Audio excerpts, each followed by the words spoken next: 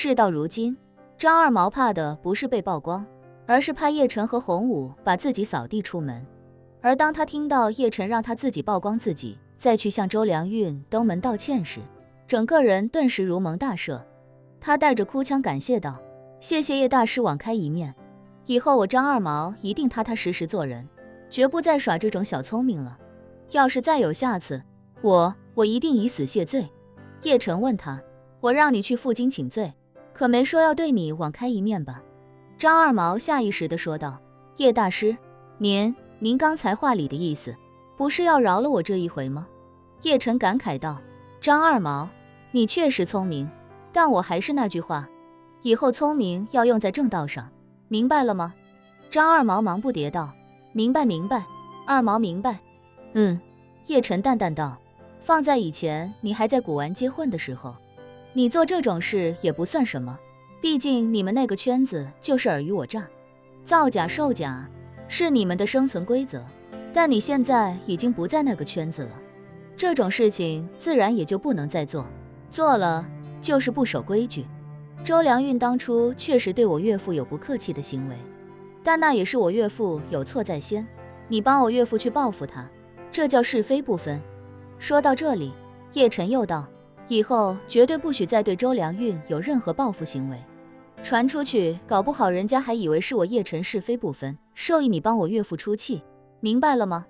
张二毛赶紧说道：“叶大师您放心，再下一会儿就去找周良运下跪道歉，以后绝对不再找他任何麻烦，就算肖会长找我，在下也不会阴他了。”说着，张二毛又小心地问他：“叶大师，您让在下151时说明情况，那您岳父的事儿，在下该怎么说呢？”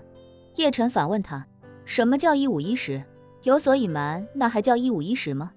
张二毛瞬间一怔，没想到叶晨竟然不准备帮肖长坤隐瞒一把。也是这一刻，他才真正明白自己这一次究竟错得有多厉害。叶晨根本就不是那种是非不分的人，既然是他岳父肖长坤有错在先，他又怎会包庇？包庇都不可能，就更别说替肖长坤出头了。而自己上赶着替肖长坤出头，想以此来巴结肖长坤，这不是马屁拍到马腿上吗？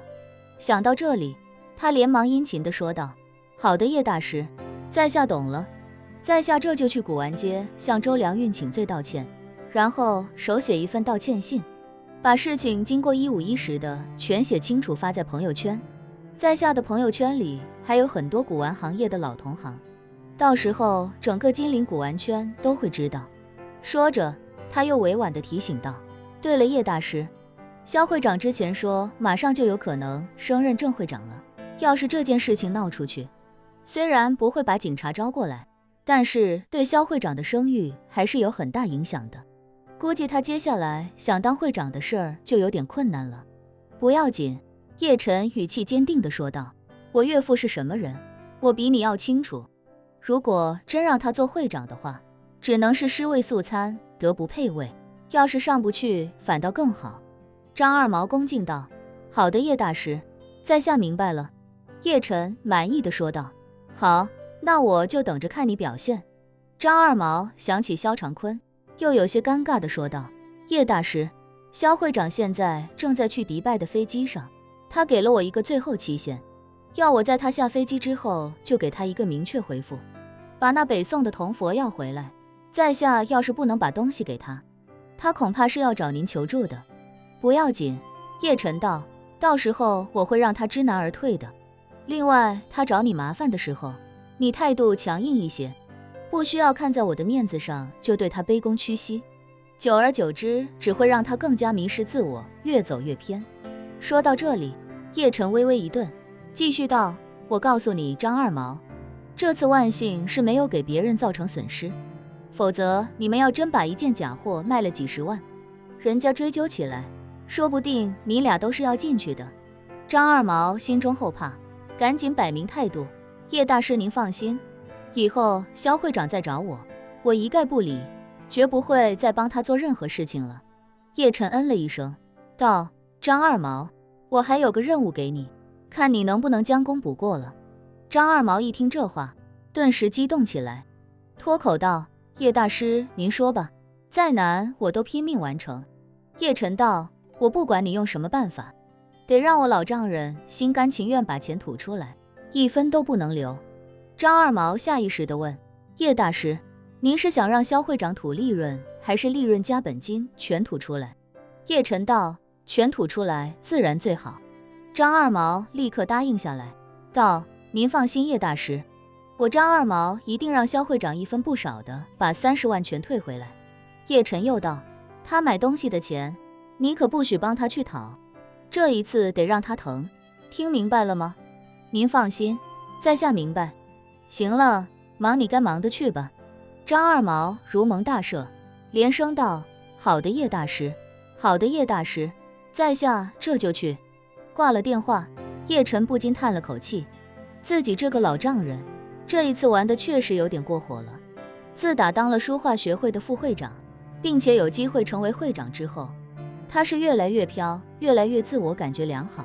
要是这次再不给他一点教训，他就会像当初马兰那样，胆子越来越大。想当初200亿的现金余额，马兰都敢全部转走。那次要不是给了他深刻的教训，他今日还不知道会嘚瑟成什么样子。就在张二毛匆忙赶往古玩街的时候，因为紧张连跑了几趟厕所的陈宇飞，正忐忑不安地坐在集团人事经理的面前。人事经理拿出一份文件，递到他的面前，直入正题道，陈宇飞，这是集团和你解除劳动关系的通知书，因为你个人给集团造成了名誉和利润的重大损失，所以集团决定以劳务合同针对工作重大过失的条款作为法律依据，无条件与你解除一切劳动聘用关系。说着，经理又道，你今天把工作交接一下，收拾好你自己的私人物品就可以离开了。你本月的工资会给你算到今天，在下个月10号集团发薪的时候，会准时打到你的工资卡上。陈宇飞感觉五雷轰顶，脱口道，经理，你这样直接开除我，是不符合劳动法的。我并没有给集团造成什么损失，我只是误判了一件别人的藏品。你总不能因为我的专业能力不够高，没能为集团赚到更多的钱，就认为我给集团造成损失了吧？那整个古玩行业每年被人低价买走的好东西都有不少，难道就因为我没把那些东西买到吉庆堂来，就是我的错了吗？人事经理淡淡道，别人低价买走多少好东西和吉庆堂没有关系，但是别人送上门的好东西被你给拒之门外，那就是你的问题了。视频我们都看到了，连宋董都看到了，这还不算给集团造成重大损失吗？说着，人事经理语气犀利起来，冷声道，另外你不要忘了，你是吉庆堂的总经理，你代表着吉庆堂的名声、招牌以及专业水准，结果你竟然眼拙到连一件价值连城的好东西都认不出来，你知道这对吉庆堂的声誉有多大的影响吗？我今天来之前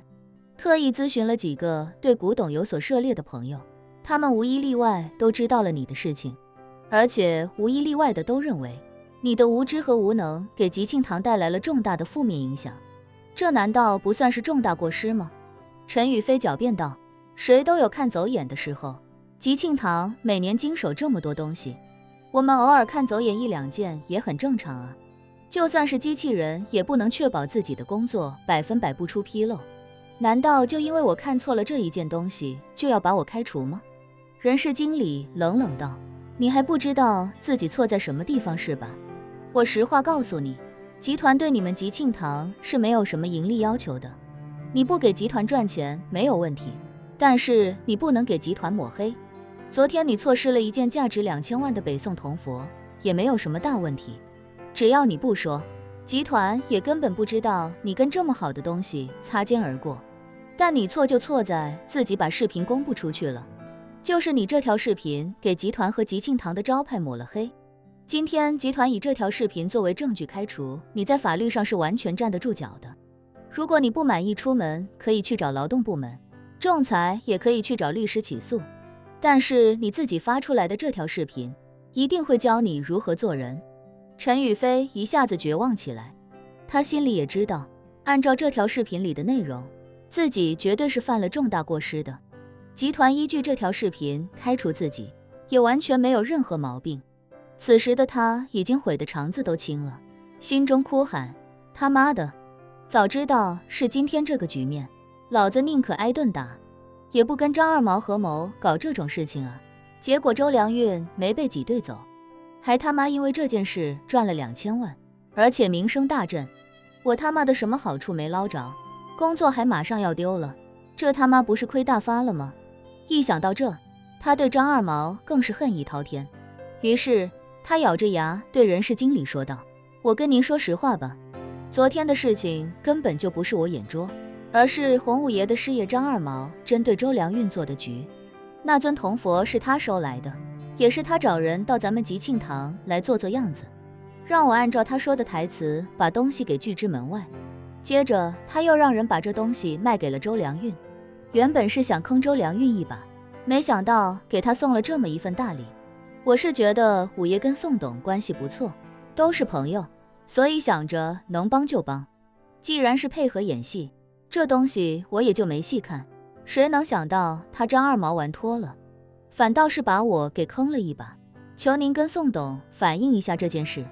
我真不是有意要把那铜佛拒之门外的。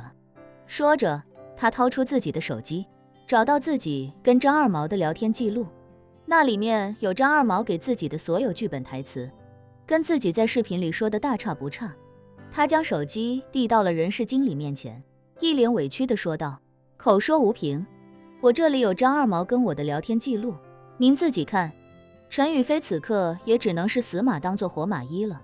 毕竟洪武跟宋婉婷确实有一定的交情，而这些聊天记录也能证明自己并非真的打了眼，而是完全按照张二毛说的去演的。这样一来，某种程度上也算是把张二毛和洪五爷都拉下了水。事到如今，陈宇飞没有别的办法，只能孤注一掷。人事经理看着他手机上的聊天记录，不禁眉头紧蹙。他没想到事情还有这样的隐情，而且这里面还牵连了洪五爷那边的人。他看了看陈宇飞，开口道：稍等，我打个电话。陈宇飞见他有些重视，心里重新燃起希望。人事经理迈步来到吉庆堂店门外，掏出手机给宋婉婷打了过去。电话里他把情况跟宋婉婷汇报了一番，随后便问宋婉婷：董事长，您看这件事我该怎么处理？宋婉婷今早才给叶晨打过电话，试探性地询问了叶晨对周良运的态度，结果险些以小人之心度君子之腹。所以当听说张二毛联合陈宇飞一起整周良运，便知道一定与叶晨无关。除此之外，宋婉婷也敏锐地察觉到了其中的不对。以她的猜测，如果张二毛要用假东西整周良运，肯定是为了叶晨的岳父萧长坤。那这种事情，他又何必让人跑来吉庆堂跟陈宇飞配合演一出戏，而且还发到网上去？说白了，还不是他陈宇飞想借着这件事踩在周良运的头上，给自己脸上贴金。所以他便毫不犹豫地说道：吉庆堂现在乌烟瘴气，真是越来越不像话了。这样吧，你正常把陈宇飞开掉，另外吉庆堂其他员工也全部当场辞退，按 N+1赔付。人事经理忙道：董事长，这样的话吉庆堂怕是就要停业了。宋婉婷嗯了一声，斩钉截铁道：吉庆堂也确实需要停业整顿了。把陈宇飞开除，其他员工辞退之后，在吉庆堂门口贴个公告，就说因为集团管理不善，导致吉庆堂内部出现了十分严重的问题，自今日起闭店整顿，开业时间另行通知。